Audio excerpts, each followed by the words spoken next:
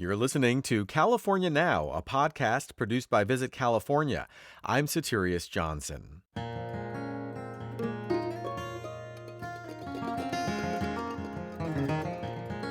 Today, we're headed to Grass Valley, a picturesque town in the Sierra Nevada foothills. We'll check out the beautifully renovated Holbrooke Hotel, offering a boutique experience and a glimpse into the historic American West. And Patrick Millar of Gold Vibe Kombuchery takes the California Questionnaire. But first, Grammy-nominated musician Molly Tuttle. Oh, Castellia, you're a prairie fire dancing in the wind, but you're cold as a high Sierra. Every time I try to bring your flower in, I promised you the golden California on a painted horse with braids of silver thread. But if I can't steal your heart... The California-born singer-songwriter musician was nominated for a 2023 Best New Artist Grammy, and you'll hear her perform several original tracks on this episode. Visiting Grass Valley made a strong impression on Molly growing up, one that even inspired a song on her new album, Crooked Tree. Before we get to my interview with her, let's hear the solo version of the song Grass Valley Molly Tuttle played exclusively for California Now listeners. I remember when I first drove with my dad up to Grass Valley, 4 hours north of San Francisco, just outside Nevada City. The road winding through those dry brown hills of gold country. I was 10 years old and happy, out of school a week early. We drove past the welcome sign, people playing neath the pines, heard the music floating from the stage. Pitched our tent and walked around, my heart open to the sound. I didn't know it then, but my life had turned a page.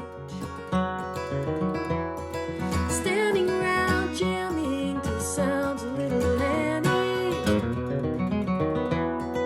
baptized in the campgrounds of Grass Valley.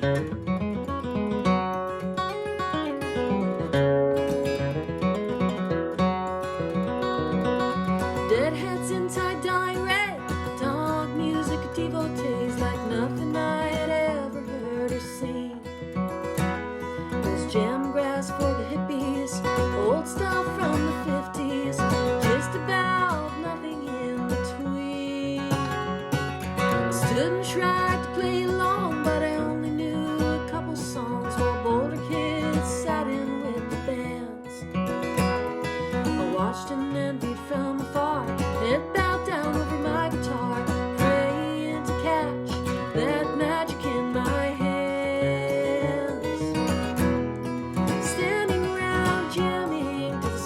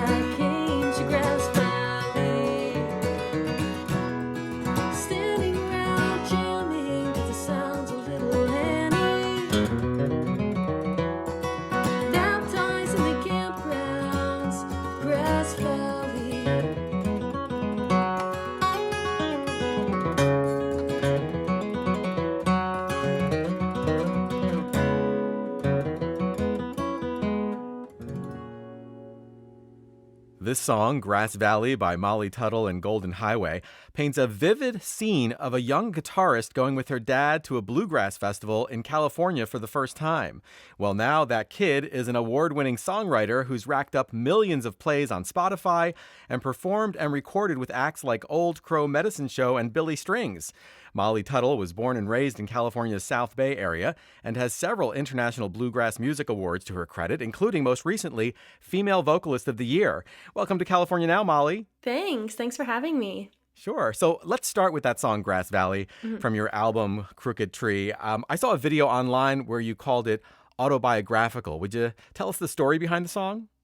Yeah, well, I wrote that song. It kind of started with an idea to write a song called Grass Valley because I was in the midst of writing my latest record, Crooked Tree, and I knew it was going to be a full-on bluegrass record. I grew up playing bluegrass and going to festivals like the one in Grass Valley and going to bluegrass jams.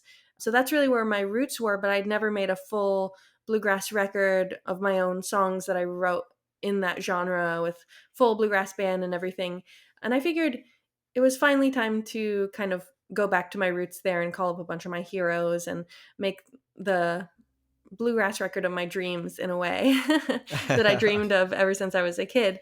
And I think part of it was just during the lockdown, the pandemic, I was getting nostalgic for that community and for the music that I grew up with. I think a lot of us were kind of looking back on things we missed. And for me, it was playing those songs around a campfire and going to music festivals.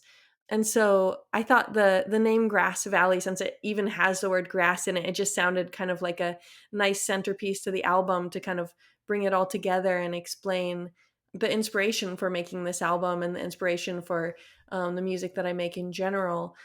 All of that really just had me thinking about that first moment when I fell in love with the music at the Father's Day Bluegrass Festival in Grass Valley that I went to year after year as a kid. And it was my first bluegrass festival. My dad's a bluegrass musician and he grew up on a farm in Illinois. My grandfather played the banjo and that's kind of where the music was passed down in my family. But I have so much love for the California music scene and the bluegrass scene, especially. It's just it was such a nice group of people to grow up with and such a supportive community for me as a kid. And now it's nice to go back and get to play that song there when I get to play in Grass Valley.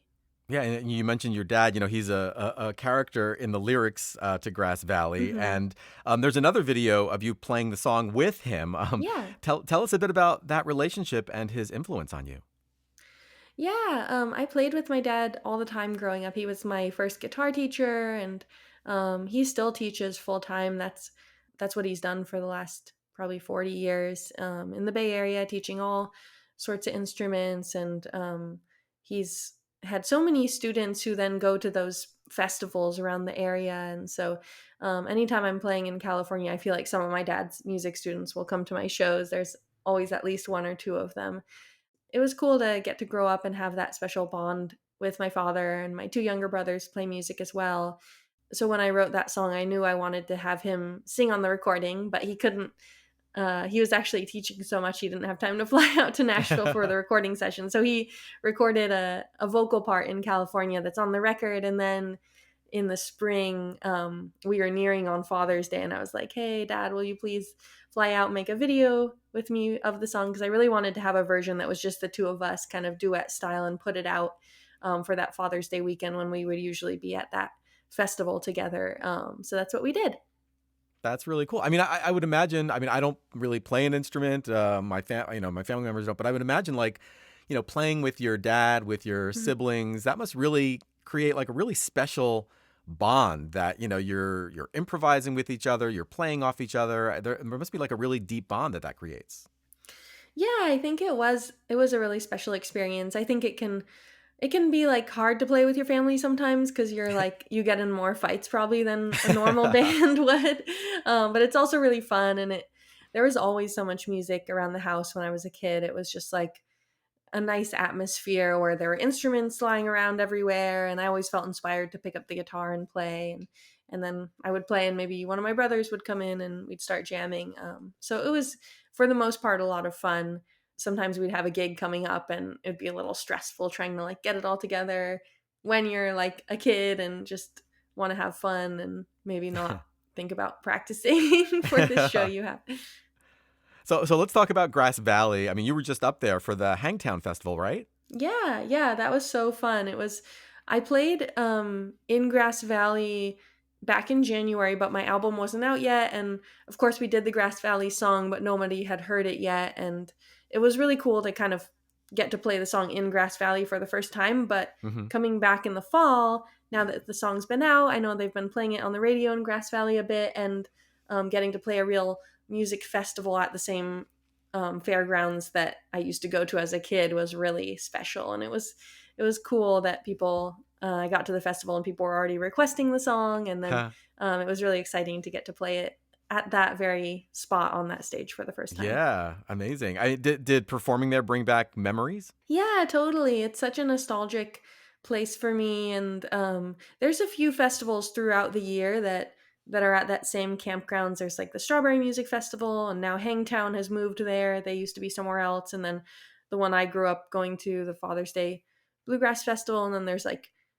California World Fest is also there. And every time I'm there, no matter what festival, it kind of has that same feeling to me, because you'll see a lot of the same people, the same kind of vendors. The stage is usually in the same spot, and it brings back a lot of good memories. Kind of like coming home in a way, right? Totally, yeah. Yeah. Did you get a chance to enjoy the area and explore a bit? I didn't really this last time, but when we played back in January, it was kind of like the most time I've ever really spent exploring the downtown and just kind of like the shops and stuff, because we were playing like right downtown in Grass Valley, and I'm usually just going to the fairgrounds, playing, maybe camping and hanging out and jamming, but it was fun to like actually get to explore the city. I think I just kind of like shopped around, went in a bunch of the little like witchy stores they have, which were really fun. Got some food. My favorite place, it's in Nevada City. I don't know if it's technically in Grass Valley. It's this place called Food and Juice. They serve all these different smoothies and so much good food. And anytime I'm in Grass Valley, I'm like, I have to go to Food and Juice.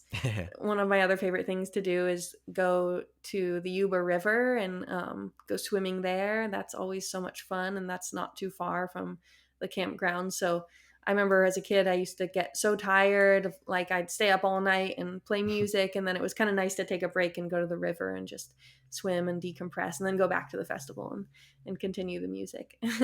Yeah, no, it sounds like a really great place to do that. I mean, just to be able to get away into the woods or go over by the river. Yeah, totally. You know, you mentioned California in the song Castelea. There's also a song called San Francisco Blues on your new album.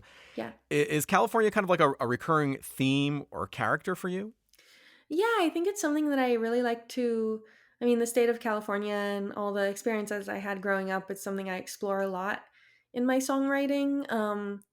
It's just the state is so captivating to me now that I haven't lived there. I've lived in Nashville now for 7 years, but I go back all the time, and I just have such a deep love for the history and the music that's been made there in the past, and the culture and the people and kind of the community that I grew up in. So I think you can kind of hear that in a lot of my songs.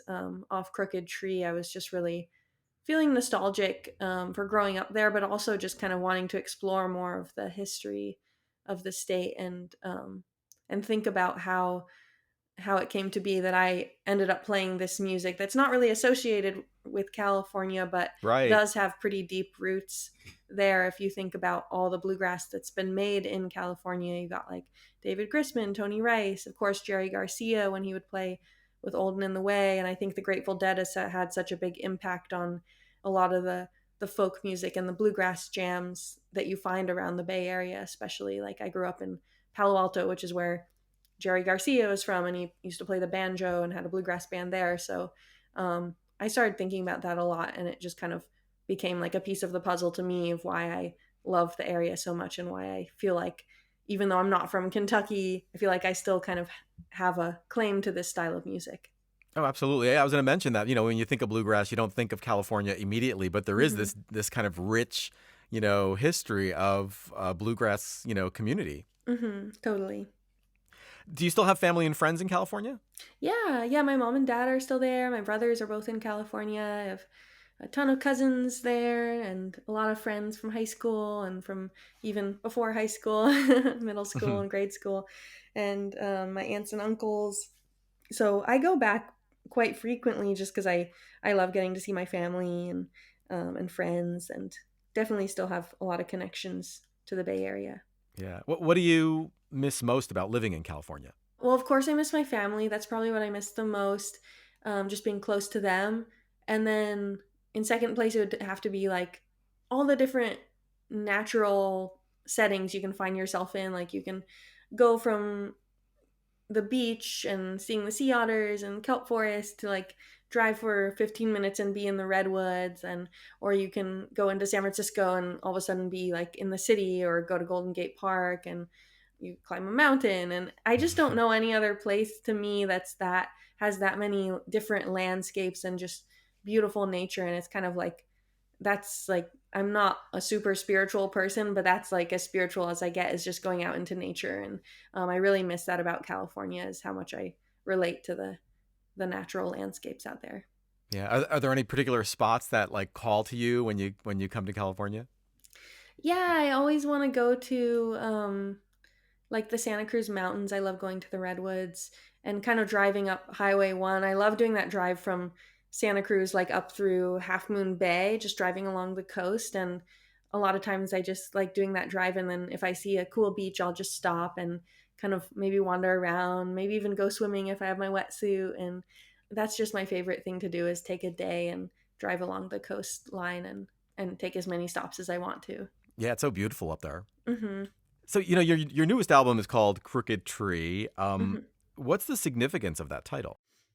Well, I wrote that song with my friend Melody Walker, and she also grew up in the Bay Area music scene, and now we both live in Nashville. And I think both of us, when we were kids, we had things that made us feel like different from the other kids in school and stuff. Melody grew up with scoliosis, wearing a back brace, so for her, the crooked tree metaphor was really, it resonated with her a lot, because she felt like there was something about her that was literally crooked, like her back had to be straightened out when she was a kid. Mm. And for me, I lost my hair when I was 3 years old, and it never grew back, so I wear wigs mostly these days. But as a kid, I didn't like wearing wigs, and I would wear hats a lot, but I would get so many like stares and comments, or even got bullied sometimes because I didn't have hair and didn't look like the other kids. So the song Crooked Tree is all about taking those things that maybe you feel self-conscious about, maybe was a hardship for you, and realizing that it can be turned into a strength, which is something I kind of had to teach myself as an adult, and just kind of celebrating what those things that make us all different, because we all have something like that makes us a crooked tree. Absolutely. That's a great message. So, Molly, I was wondering, could you play a little bit of Crooked Tree for us now? Of course, I'd love to.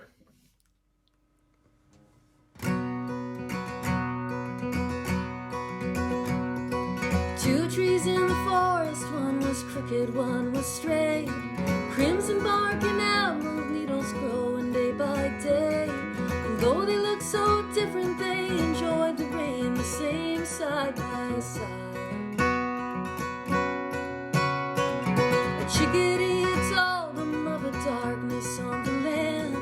Spinning blades that came as they carried by a man. And every other tree would see them cut down where they stand by and by. Oh, can't you see a crooked tree won't fit into the mill machine? They love to grow wild and free. Oh, I'd rather be a crooked tree.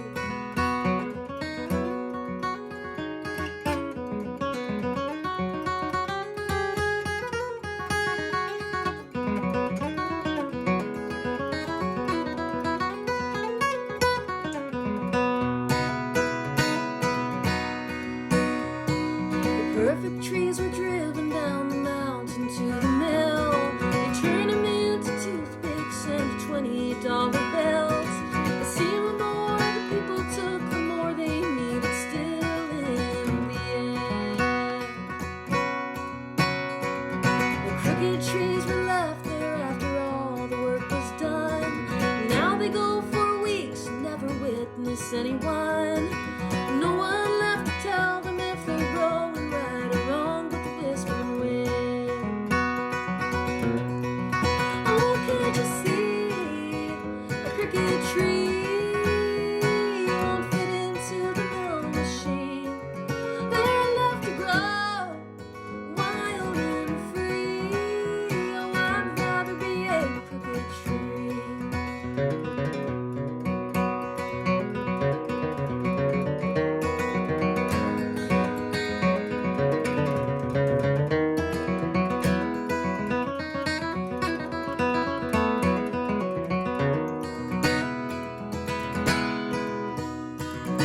People say I'm different and my way of life seems strange. I took the road less traveled, twists and turns along the way. Like the crooked tree, I'm growing stronger day by day as the clouds roll by. The river never wonders why it flows around the bend. A mountain doesn't question how it rose up from the land. So who am I to wish I wasn't just the way I am? Who am I? Oh, can't you see a crooked tree won't fit into the mill machine? They're left to grow wild and free. Oh, I'd rather be a crooked tree. Crooked tree won't fit into the mill machine. They're left to grow wild and free. Oh, I'd rather be a crooked tree. I'd rather be a crooked tree. Oh my God, that was amazing, masterful, beautiful. Thank you so much. That was so great. Thank you. Well, Molly, this has been really great. Thank you so much for joining us on California Now. Yeah, of course. Thanks for having me. Molly Tuttle is a singer, songwriter, guitar, and banjo player who was just nominated for a 2023 Best New Artist Grammy. The album, Crooked Tree by Molly Tuttle and Golden Highway, came out earlier this year and can be found in all the usual places. This is California Now.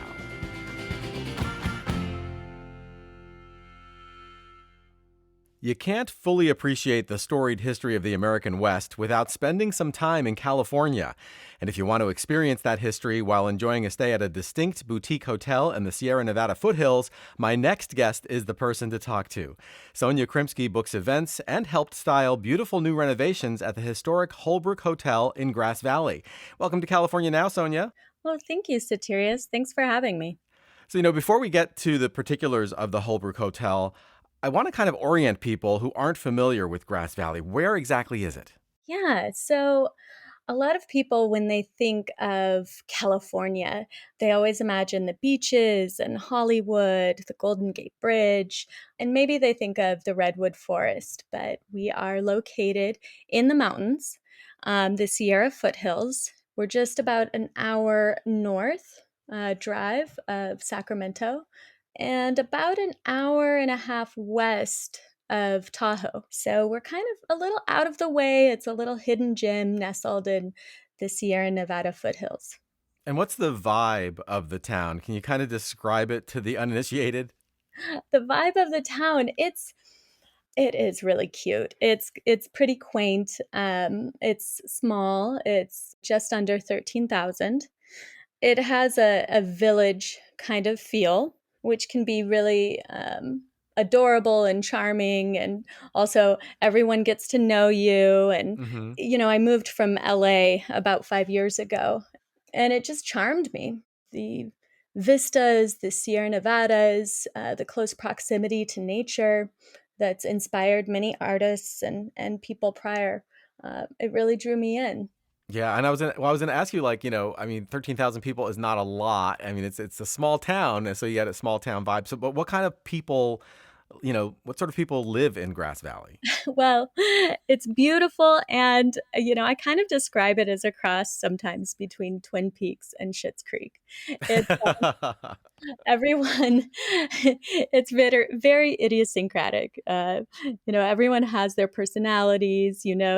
The town crier, the town gossip. It it's something that you only find in a small town, but there's that influx of tourists and people from the Bay Area that have their cabin. But you also have the creatives, the artists, the mystics that come here from all over. And then wintertime, there's snow, so I guess maybe the skiers come or what?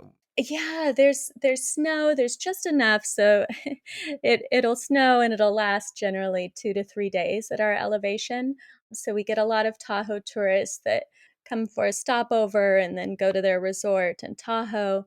It does have that beautiful winter element, as well as these really fun holiday fairs that are street bazaars where everyone dresses up. It's like a Dickinson fair. So they dress in their top hats and put on their silly accents. And we have Cornish Christmas here in Grass Valley on Fridays, and then Victorian Christmas every Wednesday and Sunday leading up to Christmas. So you could be walking around town and there'll be people kind of like in period costume from the 1800s or something. Exactly. That's pretty cool. Yeah, yeah. It's like a Renaissance fair for Christmas. That's great. All right, so let's focus now on the Holbrooke Hotel. Of course, I want to go deep on the history and hear about the recent renovations. But first, can you kind of help me picture it? What does it physically look like? So, as you mentioned earlier, I was part of that restoration. It's a historic building. It's recently been repainted and refurnished, renovated. The outer face of the building is black and white, but very clean, almost Edwardian or Victorian masonry. But it's unique to the Motherlode area, and we call it Motherlode architecture because of the history of the building. Right. So the mother lode, like referring to the mother lode of gold that people were coming out to California for during the gold rush. Exactly. So what are the surroundings like of the hotel? And nothing is taller than 4 stories. You Hmm. can look out on some of the front facing balconies of the Holbrook Hotel and look over the town. You can kind of see Boston Ravine, the original settlement of the town, and the rolling hills filled with pine trees all around. That's really great. So, if I'm going to visit the hotel, as I step into the lobby, what do I see? When we renovated the hotel, we tore out some of the lath and wallpaper that had been built around and really occluding the original architecture. So Mm. it's now a very open floor plan with the front desk is right on your left. It's hardwood floors, vaulted ceilings. The mahogany of the original building was restored, and the copper walls of the bar, which are original to the 1855 rebuild of the hotel, are there in the old saloon. You look to your right and you see a marble topped saloon that's the oldest, longest running saloon in California history. Hmm. That the Black Bar was shipped around the Straits of Magellan because the building of the Transcontinental Railroad had not yet been completed, nor had the Panama Canal been completed. This history of the bar and the saloon is really primary to the hotel itself, because when it was founded first as a saloon. All right. If bars could only talk. Absolutely. We don't have a town center, but if we did, I would say that the Holbrook is at its core. It almost sounds like, when I think back to those Wild West movies like cowboys and gold miners and poker games and gunfights, the Holbrook and Grass Valley there could very well be a backdrop for that. Absolutely, absolutely. I mean, some of those famous writers of that era came to the Holbrook simply to witness. Mark Twain being one of them, who tried his hand at prospecting. Jack London and Bret Hart both stayed at the hotel, and these weren't just one night stays or a weekend stay. You have to remember that getting here was arduous. you couldn't cross the Sierra Nevadas easily or safely. You had to go up and around through the Oregon Trail or sail all the way around South America. So to get here across the Western Expanse was an incredible odyssey that took You weren't months. just coming for a long weekend, basically. Right. And when you stayed for months at a time. The hotel was this incredible, I think it must have been anachronistic to arrive here in the midst of a bustling boom town with mostly, canvas and tin roof shacks along what's now Main Street, and then see this almost monolith of a hotel that had running water and bathtubs and later electricity. So it was really this incredible place where writers, poets, courtesans, artists, free thinkers, and of course, gold prospectors came. You mentioned Mark Twain. Are there any specific stories you can share from, his visit?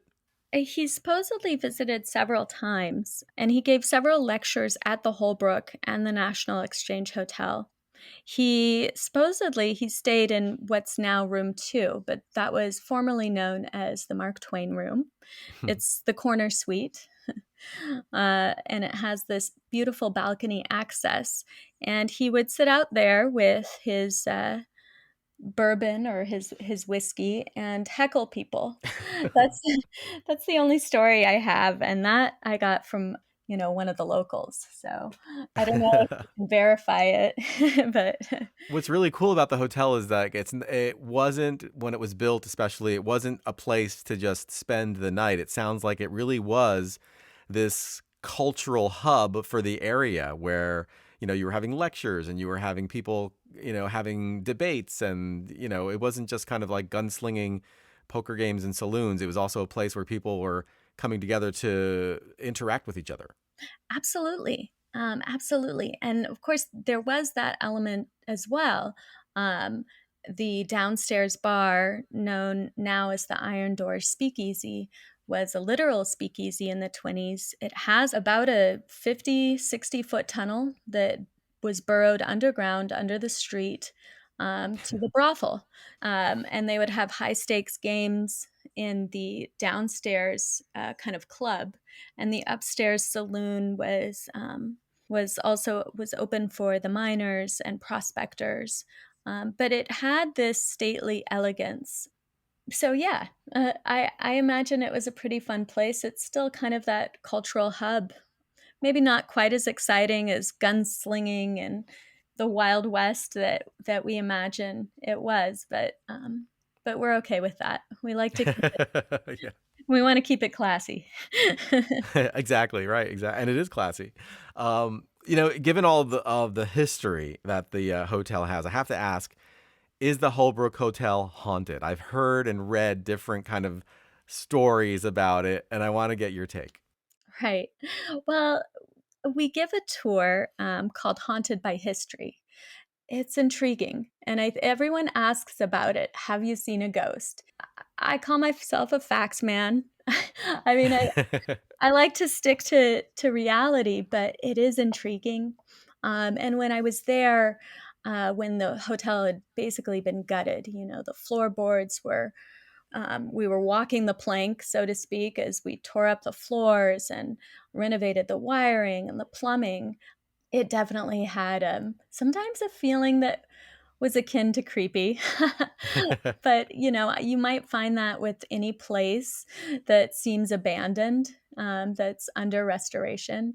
So, but I've never actually seen a ghost or nothing too terrifying. But Well, that's good. yeah, sometimes I just get that feeling. As you mentioned, if these walls could talk, I think if there are ghosts there, they're pretty happy with the remodel. They're happy that their home has had a facelift. Right. And a historically accurate facelift too, right? I mean, you're kind of like, it seems like you kind of wiped away a lot of kind of maybe not so great renovations over the decades, and you kind of brought it back to what it originally was. Correct. I certainly think so. It sounds like the building as it stands today pays homage to its history. We're going to get into some of the specific parts of that in a moment. But first, what's the overall experience there like? I mean, I'm thinking, part modern boutique hotel mixed with a time capsule that goes back 170 years. Correct. Yeah, and we have a great we have a great culinary team. So, we are in hospitality. The foundation of the hotel was originally as a saloon. So, I think our cocktails are fantastic. London Desmond, our general manager, is an incredible mixologist, and we really try to keep it fresh and exciting and interesting for not only our local demographic, but the tourists that come here for a reprieve from the hustle and bustle of city life, but they still have that, those elevated expectations in hospitality. So I think we meet those expectations. We've really dialed in our team. So it's been really fun to see that. But it's very approachable, very comfortable. Now, in addition to the Holbrooke Hotel, you also work for the National Exchange Hotel just up the road in Nevada City, which is kind of like a sister property, I take it. So what's that like? Oh, the National is beautiful. If we were to genderfy the hotels, the Holbrook would be kind of maybe the more masculine counterpart to the more feminine Victorian National Exchange Hotel. It's a great place too. You got to see it. And what's the art scene like? The art scene is fun and kooky. First Fridays in Nevada City is a really fun art walk that a lot of people from the Bay traditionally would come up for because it's a great deal. and and a lot of those, let's see, on Wednesdays during the summer, there's an art market. So they close down, the city to showcase arts and fine crafts that a lot of locals have created and made. Well, Grass Valley just sounds like a really incredible place to visit, especially if you want to kind of really, delve into the history of California and stay at a place where you can just feel like you're, surrounded by the history. So, Sonya, this has been really great. Thank you so much for joining us on California Now. Oh, thank you, Soterios. Sonya Krimsky books events at the Holbrooke Hotel in Grass Valley. They're online at holbrooke.com. That's Holbrooke with an E at the end. The website of their sister hotel in Nevada City is thenationalexchange.com. As always, we'll have links to all the places we talked about in today's episode and lots more on our website, visitcalifornia.com/podcast. This is California Now.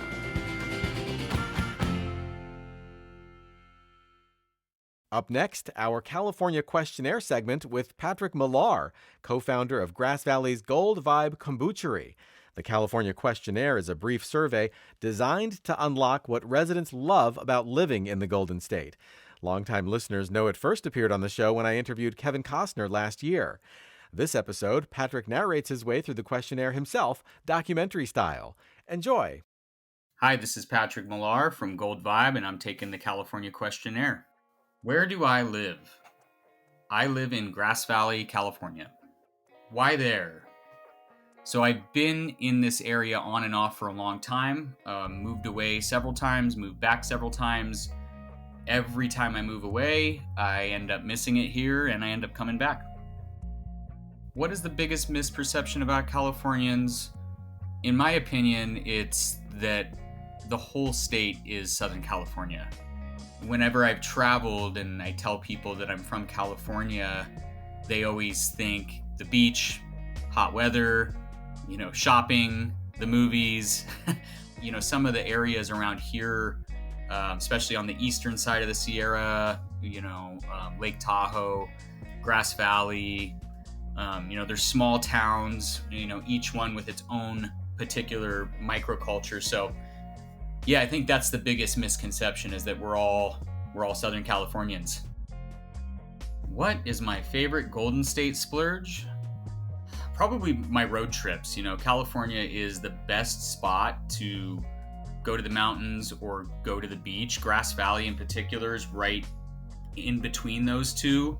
So, in a few hours I could be to, Santa Cruz in that area and have a really awesome day on the beach, or I could get up to Tahoe and, go skiing or snowboarding and stay in a cabin. So, Yeah, my splurges are like weekend getaways where I, only have to travel a couple hours, but I feel like I'm somewhere totally different. And I think California allows you to do that more than other places. If I could decree a specific state culinary experience, it would be burritos.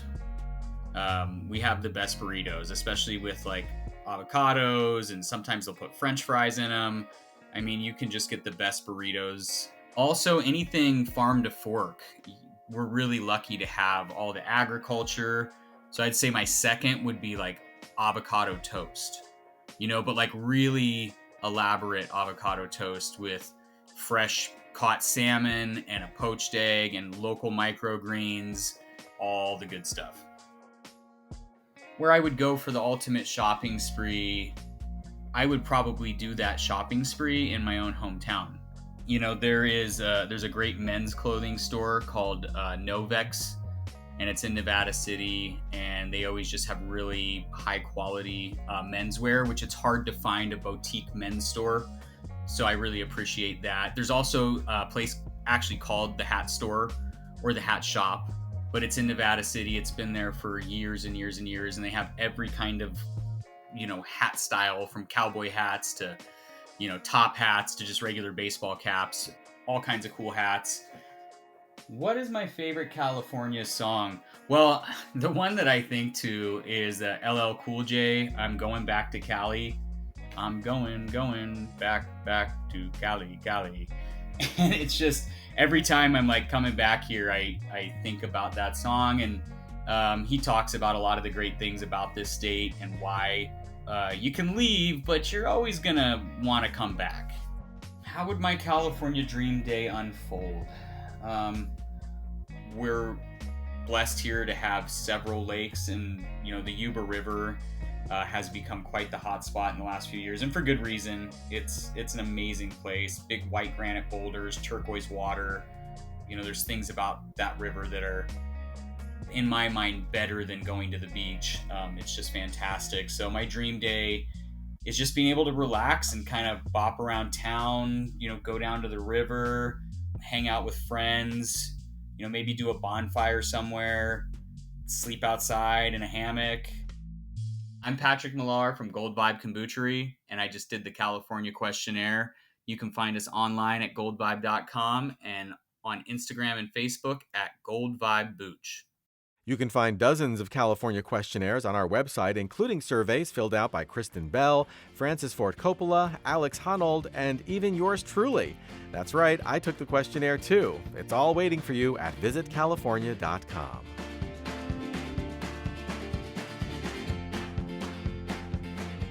This podcast is produced by Visit California. I'm your host, Soterios Johnson. You can find our show on Spotify, iTunes, Stitcher, or wherever you get your podcasts. And whenever I explore the Golden State, I try to get travel advice from locals. They know their communities better than anyone, and they can always point you in the right direction. We've made it easy to find tips and tricks from locals at visitcalifornia.com/locals. We've interviewed dozens of insiders at destinations up and down the state, including several locals who were interviewed on this very podcast. Go get the recommendations you're looking for at visitcalifornia.com/locals. That's visitcalifornia.com/locals.